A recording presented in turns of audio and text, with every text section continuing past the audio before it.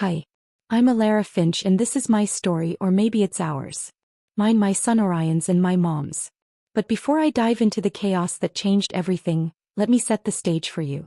Picture a small suburban town in upstate New York. Neat lawns, kids riding bikes down quiet streets, and neighbors who wave but don't ask too many questions.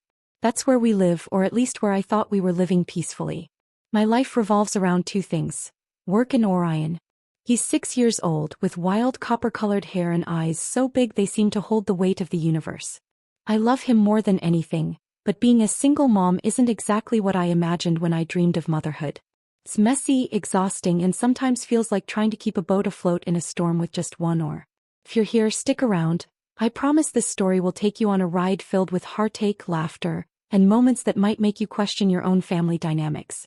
Hit subscribe if you want to see how it all unfolds, because trust me, by the end, you won't look at relationships the same way again. Mornings in our house, well, let's call them eventful. Orion wakes up every day at precisely 6:45 a.m., no alarm needed. He bounds into my room like a tornado, already talking about his plans for the day, most of which involve building spaceships out of cardboard boxes or drawing pictures of dragons. I envy his imagination. It's pure and untainted by the world's complications. After breakfast, usually cereal because mornings aren't kind to either of us, Grandma Margot arrives.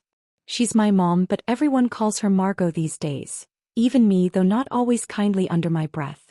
Margot has been part of our routine since forever, stepping in when daycare fell through or when I had to pull an extra shift at the hospital where I work as an administrative assistant. She's reliable, sure, but there's always this undercurrent of tension between us. A mix of gratitude and resentment that neither of us fully acknowledges. Margot loves Orion fiercely, almost obsessively. To her he's perfect. And while I appreciate her help, sometimes her comments sting. "You should spend more time with him," she'll say casually while folding laundry. Or, "He needs structure, Elara. You're too soft." Soft? Me? The woman juggling 50-hour workweeks and bedtime stories? Still, I bite my tongue because without her I'd be drowning. It was a Tuesday evening when Margot dropped the bombshell. We were sitting at the kitchen table, Orion coloring quietly while Margot sipped her chamomile tea. She looked up from her book, a mystery novel she'd been reading, and said almost offhandedly, "I've decided to visit Europe for a few weeks." I froze mid-sentence, my fork hovering over my plate of spaghetti. "Europe?" I repeated, blinking. "When did you decide this?" "Oh, just recently," she replied, waving a hand dismissively. "A group of old friends invited me. We haven't seen each other in decades. Can you imagine?" "No, I can't," I muttered under my breath, though loud enough for her to hear. "It's only 3 weeks," she continued, ignoring my tone. "Orion will barely notice I'm gone." That line hit me like a punch to the gut. Barely notice? Margot had practically raised Orion alongside me. How could she think he wouldn't care? I glanced over at him, humming softly as he scribbled away, oblivious to the conversation. For a moment, guilt washed over me. Was I being selfish, clinging to Margot instead of figuring out how to manage on my own? Still, something about her nonchalant attitude rubbed me the wrong way. 3 weeks is a long time, I said finally, forcing calm into my voice. "Are you sure now's the best time?" She gave me that look, the one that said she thought I was overreacting. "Elara, darling, you'll be fine. You're stronger than you give yourself credit for." Her words lingered in the air, equal parts encouragement and dismissal. I didn't know then just how much those 3 weeks would test that strength or break it entirely. Margot left on a Friday morning, her suitcase packed neatly and her passport tucked safely in her purse. Orion stood by the door, clutching his favorite stuffed dragon, watching as she loaded her bags into the taxi. "When will you be back?" he asked, his voice small but steady. 3 weeks, sweetheart," Margot said, bending down to kiss his forehead. "And I'll bring you something special from Paris." Paris.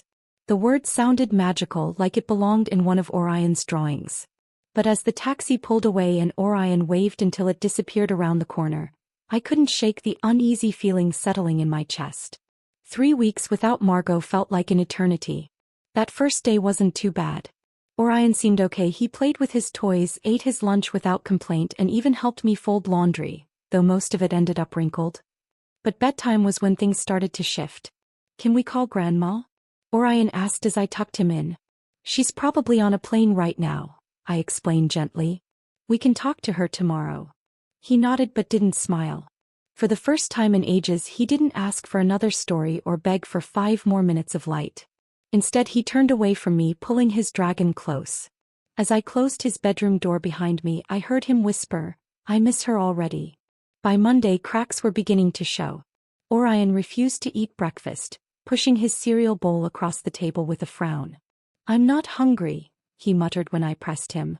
At school drop-off, his teacher, Mrs. Peterson, gave me a concerned look. "Is everything all right at home?" she asked. "Yeah, why?" "He seems quieter than usual. Did something happen?" I hesitated before shaking my head. "No, nothing major. Just adjusting to some changes." But that evening I found out what those changes really meant. After dinner, while tidying up Orion's room, I noticed something odd under his bed, a crumpled piece of paper. Curious, I unfolded it and froze. It was a drawing, one of his signature masterpieces, but darker than anything he'd ever created before. In the picture, a stick figure sat alone in a dark room surrounded by shadows. Above the figure, scrawled in messy letters, were the words, "Nobody loves me anymore." My heart clenched painfully. Nobody loves me anymore? Where had that come from? I wanted to confront him about it, to demand answers, but instead I folded the paper carefully and placed it on my nightstand. Something was wrong, deeply wrong, and I needed to figure it out before it got worse. Wednesday came, and with it a new wave of challenges. Orion woke up crying, claiming he had a stomachache. When I checked his temperature it was normal, so I tried coaxing him out of bed. "Come on, buddy. You don't want to miss art class, do you?" "I hate art class," he shouted, surprising both of us. His face crumpled and tears streamed down his cheeks. "I just want Grandma." The words hit me like a slap. I knelt beside him, pulling him into a hug. "I know you miss her, Ori. But she'll be back soon, I promise." "But what if she doesn't come back?" he sobbed. "What if she forgets about me?" Forget about him? My mind raced. How could he possibly think that? Margot might have her flaws, but forgetting Orion wasn't one of them, or so I thought. Still, his fear felt real, raw, and completely valid.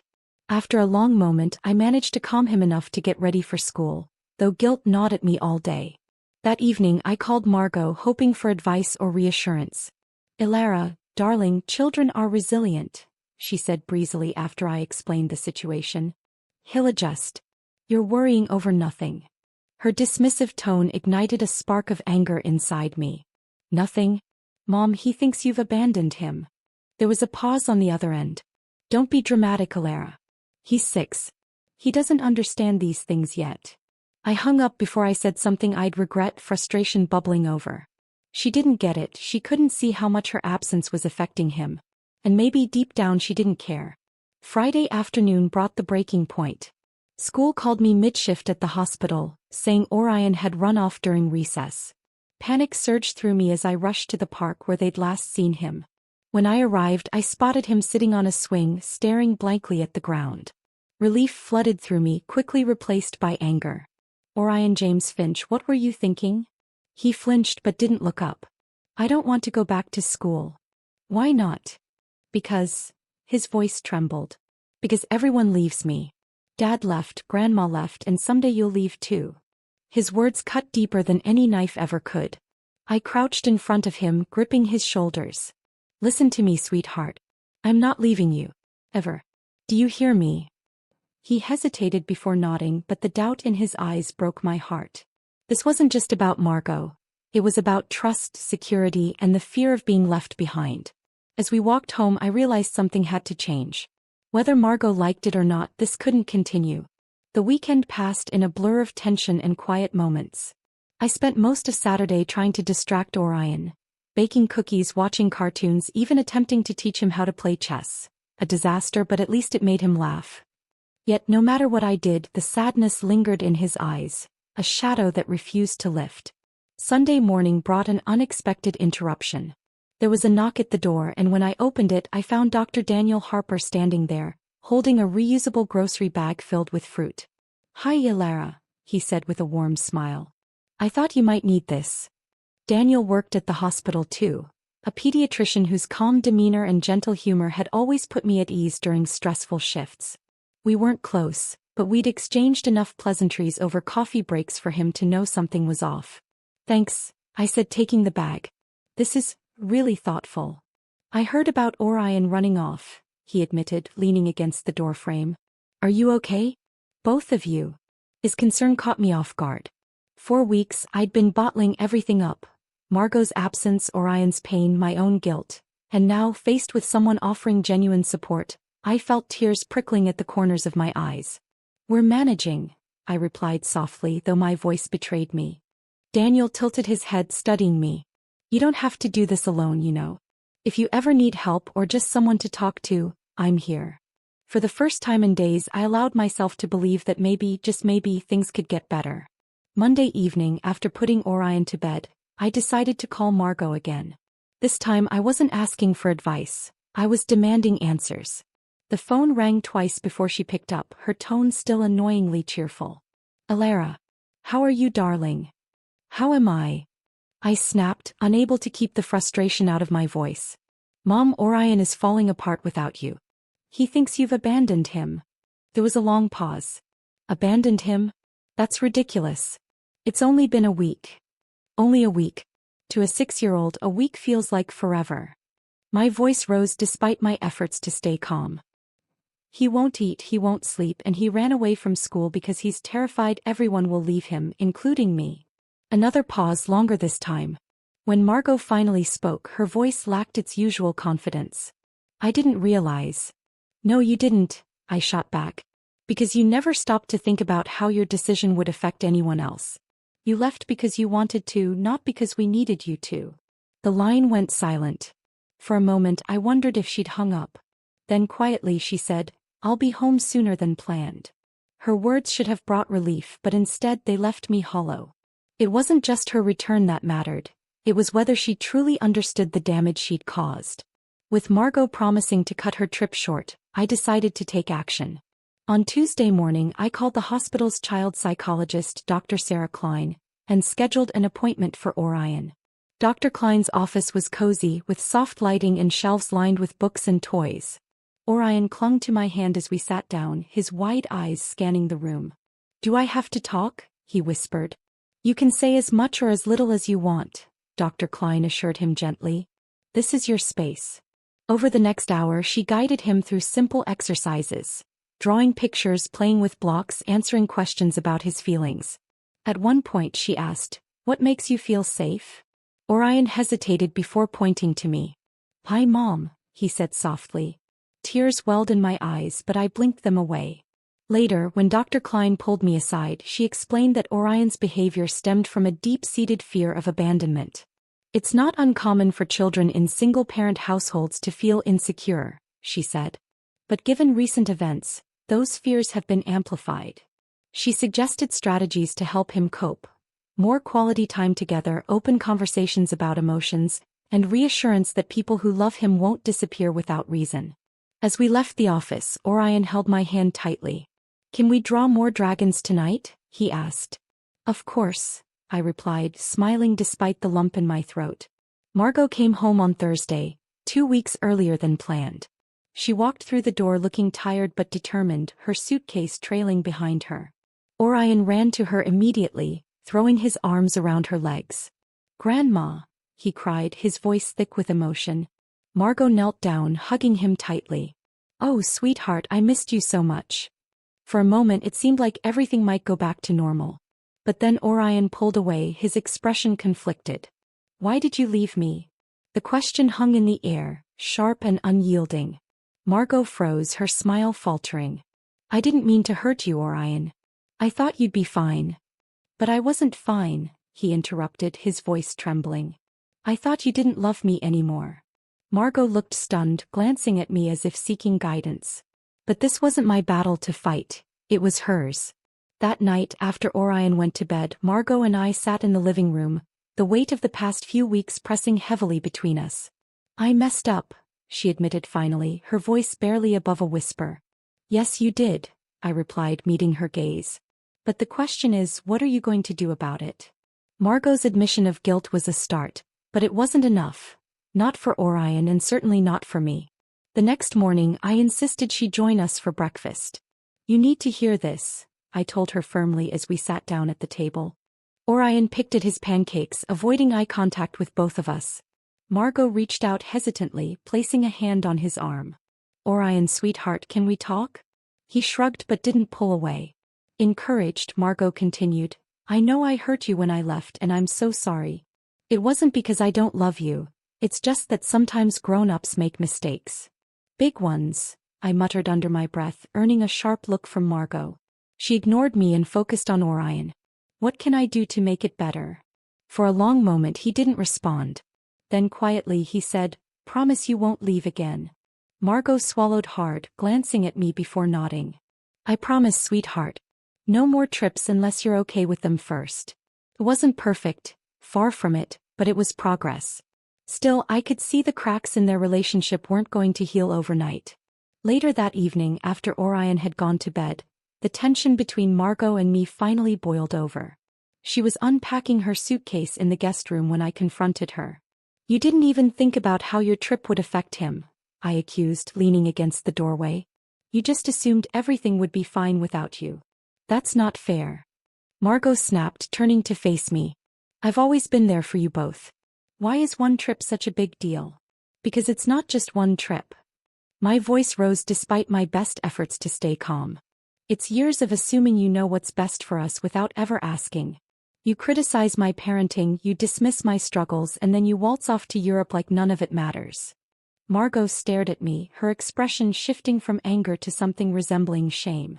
I never meant to hurt either of you, she said softly. But maybe I've been too quick to judge.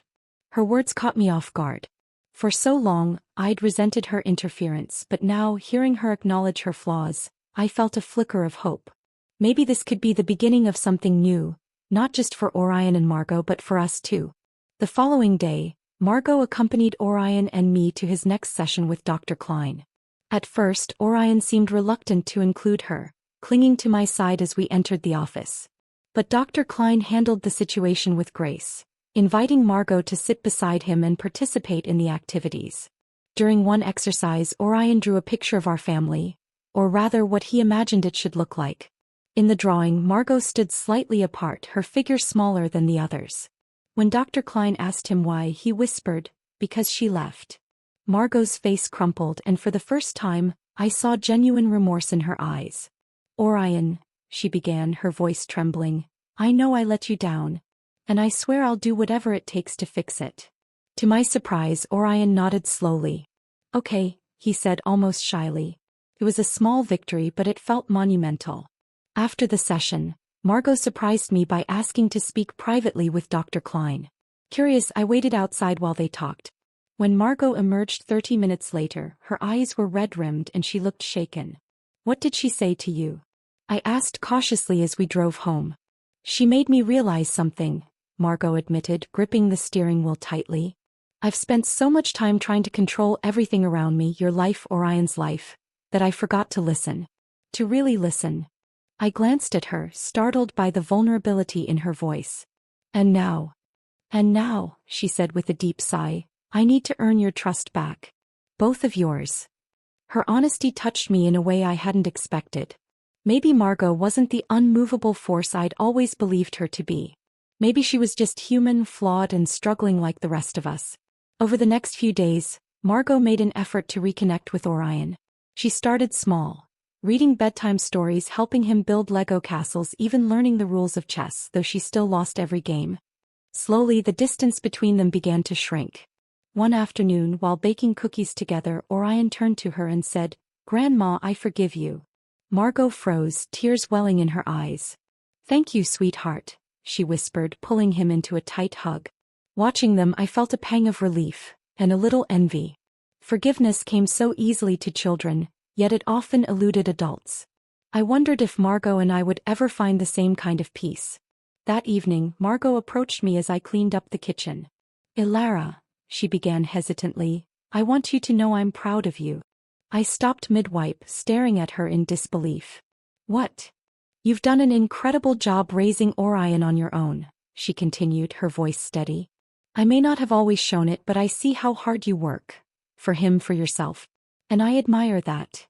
Her words hit me like a tidal wave, washing away years of resentment and doubt. For the first time I allowed myself to believe that maybe, just maybe, we could move forward together. "I'm glad you're here, Mom," I said finally, surprising even myself. "So am I," she replied, smiling faintly. It wasn't a perfect resolution, but it was a start. With Margot back in the picture, and genuinely trying to mend fences, our household began to find a new rhythm.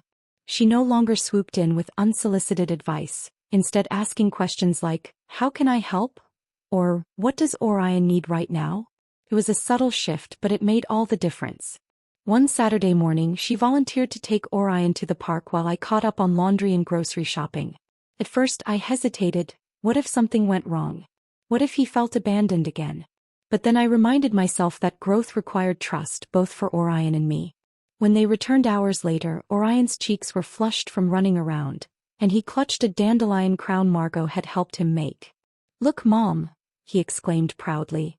"Grandma said I'm king of the park today." I smiled, watching the two of them laugh together. For the first time in weeks I felt a sense of calm, a fragile peace but one worth protecting. Dr. Klein suggested we incorporate more creative outlets into Orion's routine to help him process his emotions. Inspired by this, I set up a small art corner in the living room with sketch pads, colored pencils and watercolors. To my surprise, Margot joined in, sitting cross-legged on the floor beside Orion as they worked on their respective masterpieces. One evening I found a drawing taped to the fridge titled, "Family Together Again." In it, the three of us stood side by side, holding hands under a bright yellow sun.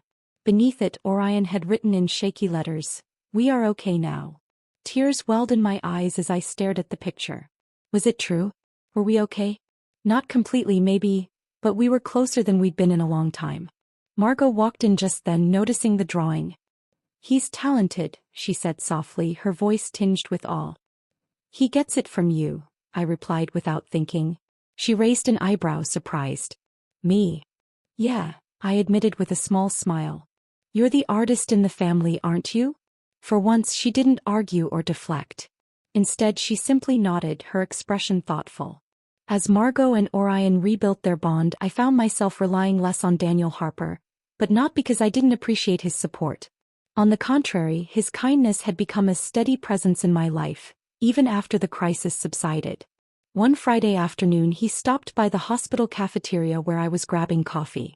"How's everything going?" he asked, sliding into the seat across from me. "Better," I admitted, stirring sugar into my cup.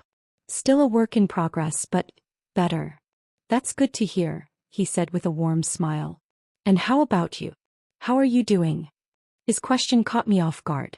When was the last time someone had asked me that? Not as a parent, not as a daughter, but as me.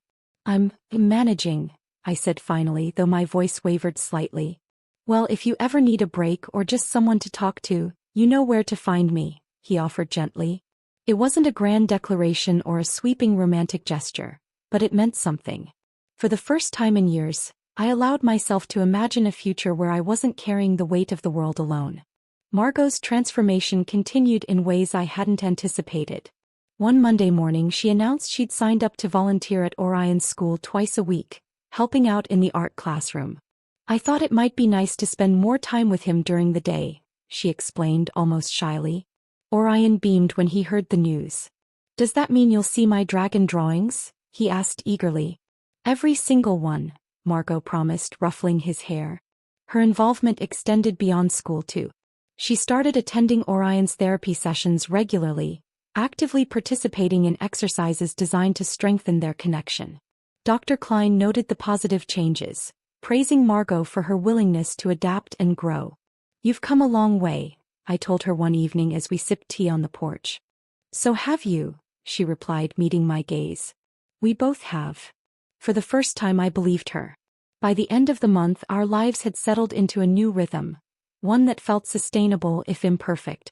Margot was still learning how to balance her independence with her role as a grandmother, and I was still navigating the complexities of being a single mom. But we were figuring it out step by step. One night as I tucked Orion into bed, he looked up at me and said, "Mom, I'm glad Grandma came back." I kissed his forehead, brushing a strand of hair from his face. "Me too, sweetheart. Me too." As I turned off the light and closed his door behind me, I felt a wave of gratitude, for Margot's efforts, for Orion's resilience, and for the fragile yet beautiful bond we'd managed to rebuild. Life wasn't perfect, but it was ours. And for now that was enough. Orion's 7th birthday arrived on a crisp autumn morning, marking a milestone in more ways than one. This year felt different, lighter somehow, as if the past few months of struggle had cleared the air between us. Margot went all out planning the celebration, insisting on baking the cake herself, despite burning 2 batches beforehand, and decorating the backyard with streamers and balloons. When Orion woke up, he sprinted downstairs in his pajamas, squealing with delight at the sight of the preparations. "Is this for me?" he asked, wide-eyed as though he couldn't quite believe it. "Of course it is," Margot exclaimed, pulling him into a tight hug. "Happy birthday, my sweet boy." The day unfolded like a dream. Friends from school came over. Daniel stopped by with a handmade card and a small gift, a book about constellations, and even Mrs. Peterson, Orion's teacher, sent a note wishing him well. But the highlight came when Margot presented her gift, a scrapbook filled with photos, drawings, and mementos from their time together. "This way," she explained, flipping through the pages, "you'll always remember how much I love you." Orion hugged her fiercely, tears glistening in his eyes. Watching them, I realized something profound. Forgiveness wasn't just about moving past pain. It was about creating new memories strong enough to overshadow the old ones. That evening, after the guests had left and Orion was tucked into bed, I sat alone on the porch with a cup of tea, reflecting on everything we'd been through. The past year had been a whirlwind of emotions: anger, guilt, fear, and finally hope. I pulled out my journal, something I hadn't touched in months, and began writing. Being a parent means learning every day, and sometimes forgiveness starts with ourselves. I've spent so much time blaming others, Margot, Orion's father, even myself, that I forgot how much strength it takes to keep going. To show up even when you're scared or tired or unsure. But here's what I've learned: family isn't perfect. It's messy, complicated, and often painful. Yet it's also beautiful. Because at its core, family is about showing up. Not because you have to, but because you choose to. And that choice, no matter how hard it is, makes all the difference. As I closed the journal, I felt a sense of peace wash over me. Not the kind that erases scars, but the kind that lets you carry them without letting them define you. The next morning, Orion and I sat together on the front porch, watching the sunrise paint the sky in shades of orange and pink. He leaned against me, his dragon stuffed animal clutched tightly in his arms. "Mom," he said softly, breaking the silence, "I'm glad we're okay now." My heart swelled and I wrapped an arm around him, pulling him closer. "Me too, sweetheart. Me too." In that moment, I knew we weren't just surviving, we were thriving. Our family might never be conventional, but it was ours. Built on love, tested by challenges, and strengthened by resilience. As the sun rose higher, casting golden light across our quiet street, I made a silent promise to myself, and to Orion. No matter what lay ahead, I would continue showing up. For him, for Margot, and for myself. Because in the end, it wasn't perfection that mattered. It was connection. And for the first time in a long time, I believed we could handle whatever came next. Together.